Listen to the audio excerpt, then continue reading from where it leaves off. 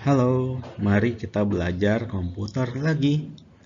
Kali ini kita membahas tema 1, pengalamanku, subtema 3. Pengalamanku di tempat bermain. Proyeknya yaitu tips di tempat bermain. Area teknologinya yaitu word processing. Program yang digunakan yaitu Microsoft Word.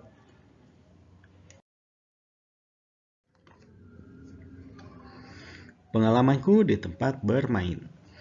Bermain dengan teman-teman hampir setiap hari kita lakukan, baik di sekolah, di rumah, maupun di tempat umum. Jenis permainan yang dilakukan bersama dengan teman-teman adalah gobak sodor, kasti, bola kaki, enggrang, dan masih banyak lagi. Sikap apa saja yang perlu kita lakukan agar bermain dengan teman-teman menjadi menyenangkan? Beberapa sikap yang harus kita kembangkan yaitu saling menghormati, tidak menang sendiri, saling berbagi mainan, tidak boleh curang, dan tidak berkelahi. Dengan sikap-sikap di atas dipastikan kita akan banyak teman. Bermain bersama akan terasa menyenangkan dan tidak terasa waktu berjalan begitu cepat. Yang pertama ada permainan gobak sodor. Permainan terdiri dari dua kelompok yang masing-masing memiliki anggota sebanyak 3 hingga 5 orang. Cara permainan yang digunakan yaitu salah satu kelompok berperan sebagai penjaga. Ia bertugas mencegah anggota kelompok lain agar tidak mencapai garis tertentu. Sedangkan satu kelompok lagi menjadi penyerang yang bertujuan mencapai garis belakang dari arena yang sudah ditentukan. Setiap kelompok nantinya akan memiliki peran masing-masing dan dapat saling bergantian. Dalam melakukan permainan gobak sodor ini, diperlukan adanya sebuah arena lapangan berbentuk persegi panjang. Ukuran lapangan setidaknya sebesar lapangan bulu tangkis. Lapangan ini nantinya akan dibagi menjadi 6 bagian yang ditandai menggunakan kapur untuk mengetahui tiap bagian dengan jelas. Penjagaan akan dilakukan secara berlapis, dan kaki dari para penjaga tidak dapat melebihi garis jaga yang sudah ada.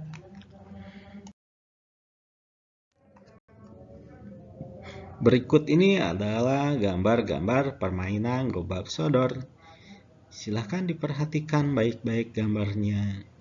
Dan sekiranya bagaimana cara memainkannya?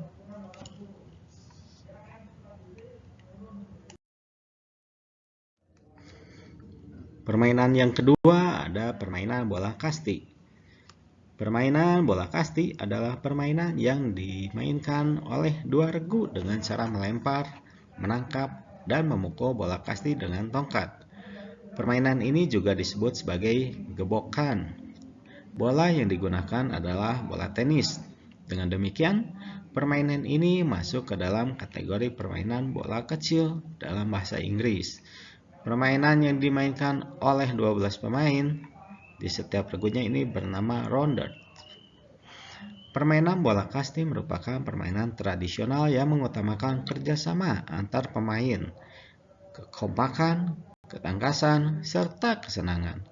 Permainan bola kasti dimainkan oleh dua regu, yaitu regu pemukul serta regu penjaga. Regu penjaga akan berusaha menangkap bola yang dipukul oleh regu pemukul. Bola yang berhasil ditangkap akan dimainkan sehingga bola dapat ditembakkan ke anggota regu pemukul yang sedang berlari untuk melakukan perpindahan pos. Perpindahan pos bertujuan agar pemain regu pemukul dapat kembali pulang ke rumah atau yang dinamakan ruang bebas. Jika di tengah on the way atau pulang, bola mengenai pemain regu pemukul yang berlari, maka pemain dinyatakan mati. Akibatnya terjadi pergantian regu. Regu yang awalnya berjaga menjadi regu pemukul, dan regu yang awalnya memukul berganti menjadi regu penjaga. Intinya, tugas regu pemukul adalah memukul bola agar regu penjaga tidak menangkap bola dan dapat berlari ke pos yang ada. Tujuannya adalah untuk kembali pulang, sementara tugas regu penjaga adalah menangkap bola dan menembakkan bola ke tubuh lawan yang masih berada di ruang bebas. Tidak jarang dalam permainan ini, penonton dan pemain merasakan harap-harap cemas. Tidak heran jika olahraga ini menawarkan kegembiraan dan keceriaan. Oleh karena itu, permainan ini sangat bisa dinikmati oleh berbagai kalangan dan usia. Ini adalah contoh permainan bola kasti. Perhatikan gambar berikut ini dan perhatikan cara memainkannya.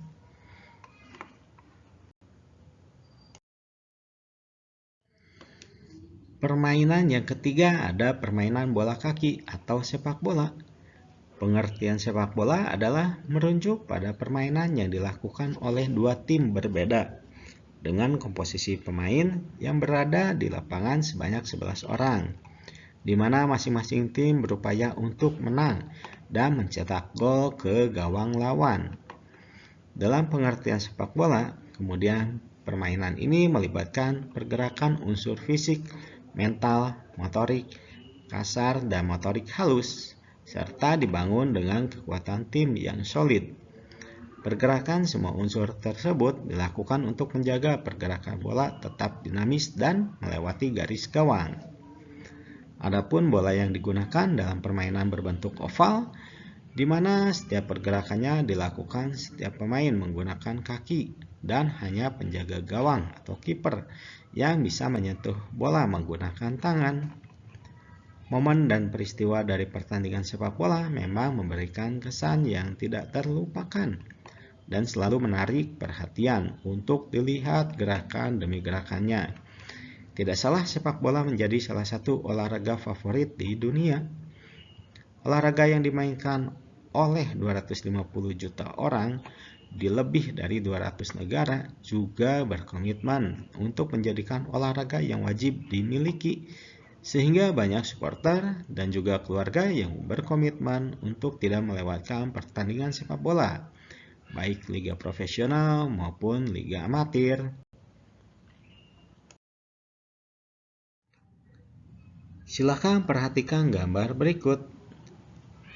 Gambar berikut ini merupakan permainan bola kaki atau sepak bola.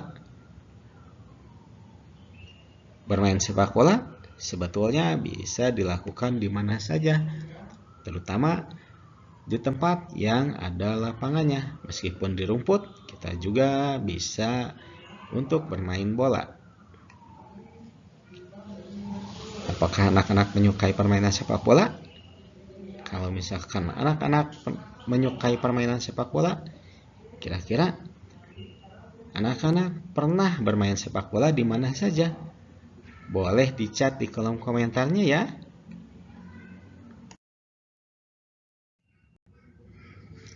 Yang berikutnya ada permainan enggrang.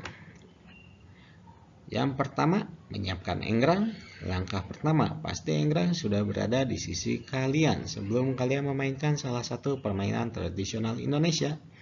Yang kedua, posisikan enggrang sedikit condong ke depan. Posisi enggrang yang sedikit condong difungsikan agar para pemain dapat dengan mudah menaiki enggrang. Yang ketiga, aturan satu enggrang di depan dan satu enggrang lainnya di belakang. Posisi enggrang yang seperti bertujuan agar para pemain saat mulai berlomba dapat mendapatkan keseimbangan. Injak enggrang yang sudah diposisikan paling depan. Sebelum melangkah saat permainan dimulai, pastikan enggrang yang berada di depan sudah diinjak dengan kuat. Terinjaknya enggrang yang depan bertujuan untuk anak-anak menyiapkan diri saat permainan sudah dimulai. Yang kelima, mulai berjalan di tempat hingga posisi seimbang. Langkah lainnya sebelum aba-aba dimulai adalah menjaga keseimbangan di atas enggrang. Sebab andai anak-anak belum dapat dalam keadaan seimbang, ini akan berpotensi anak-anak mendapatkan cedera. Yang keenam, menuju garis finish. Kalau semuanya sudah siap dan permainan tengah berlangsung, pastikan anak-anak menjadi yang tercepat di antara peserta lainnya saat menuju garis finish.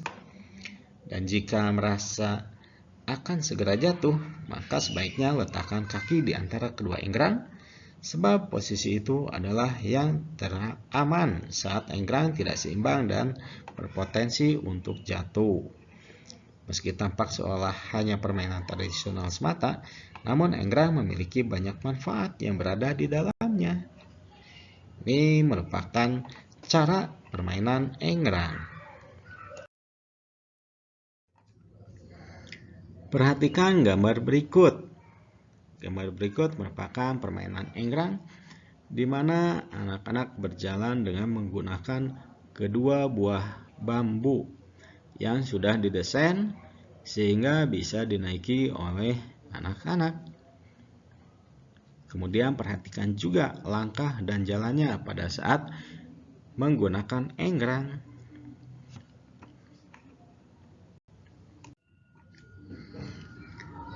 Nah, dari beberapa permainan, kira-kira permainan apa saja yang pernah dimainkan oleh anak-anak? Kalau misalkan ada permainan yang sekiranya anak-anak sukai dan pernah dimainkan dan sangat menyenangkan, boleh di chat di kolom komentar ya.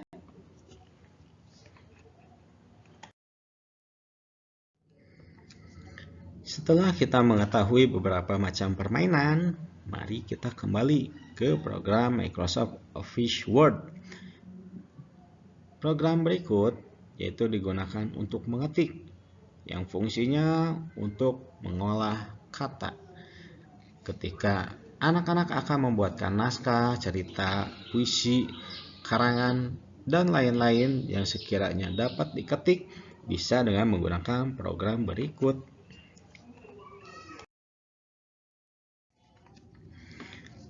Perhatikan bagian-bagian dari program Microsoft Word.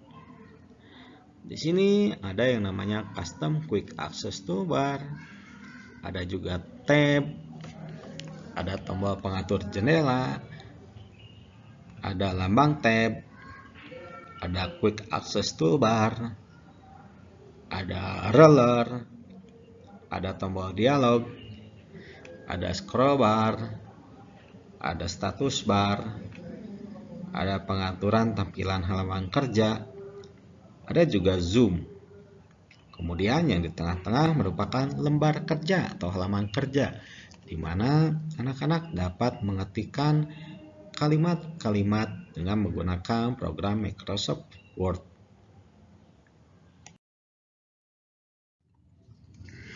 Bagian lain dari program Microsoft Word, ada back untuk kembali ke halaman utama, kemudian ada new untuk membuat lembar kerja baru, ada open untuk membuka file, ada save untuk memperbaharui dokumen Word yang sudah dibuat dan langsung disimpan, ada save as untuk menyimpan secara terpisah tanpa mengubah dokumen Word yang sudah ada, ada print untuk mencetak dokumen Word yang menggunakan printer, ada close yaitu untuk keluar dari program. Perhatikan bagian dari menu home. Ada yang namanya paste, yaitu untuk menampilkan hasil copy atau cut. Ada juga cut untuk memindahkan objek gambar atau tulisan. Ada copy untuk menggandakan atau memperbanyak objek gambar atau tulisan. Ada juga format painter, yaitu untuk menghasilkan jenis format paragraf yang sama dengan paragraf lainnya. Masih pada bagian menu home, ada yang namanya font face untuk merubah jenis tulisan, ada font size untuk merubah tulisan menjadi besar atau kecil, ada change case untuk merubah tulisan menjadi huruf kapital, ada font color untuk memberikan warna pada tulisan, ada text effect dan topografi untuk membuat tulisan menjadi 3 dimensi, ada superscribe yaitu untuk membuat tulisan pemangkat posisi di atas. Contohnya 3 pangkat 2, 2 pangkat 2, dan lain sebagainya. Kemudian ada juga subscribe, yaitu untuk membuat tulisan pemangkat posisi di bawah. Contohnya O2. Ada strike through, yaitu untuk membuat tulisan dicoret. Ada underline untuk membuat tulisan bergaris bawah. Ada italic untuk membuat tulisan menjadi miring. Ada bold untuk membuat tulisan menjadi tebal.